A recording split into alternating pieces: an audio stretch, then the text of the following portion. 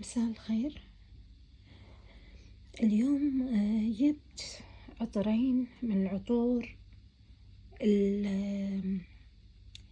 التقليد أو مركبة بالضبط نفس العطور الأصلية اللي هي من الديزاينر، عطور الديزاينر وعطور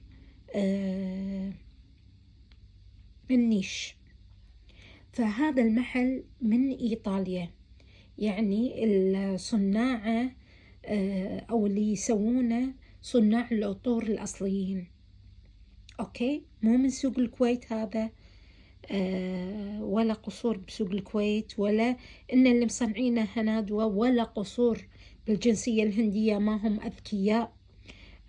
اللي صناع القنابل النووية، أنا قصدي اللي متخصصين بالعطور وهم اللي سووهم هذه العطور في محلهم كامل، مسوين بالضبط العطور الأصلية بس بغرشات تكون أقل قيمة يمكن.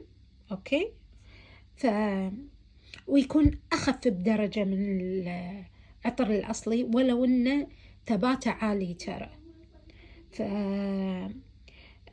هذيل لهم محل موجود بالأفنيوز عند مدخل 29، مدخل 29 ورا بالضبط تحصلون هالمحل. أنا اخترت عطر جلوريا وعطر هات كوتور. عندهم ديفيوزرات، عندهم مرشات من تركيا، عندهم عطور للسيارات بعد. أوكي، فالعطر قيمته على حسب هو شنو. هذا هات كوتور من جيفنشي ب11.25. أوكي، أسعارهم رمزية. وهذا جلوريا ب7.5. المهم بالأرقام طبعا.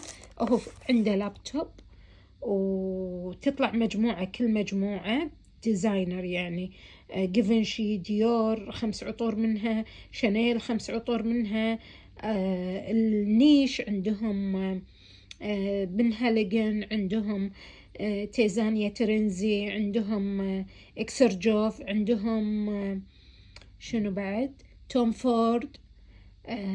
عندهم يعني مجموعة من العطور بالأرقام يطلع لكم اللي موجود اللي يصنعوه. فإن شاء الله ينال إعجابكم.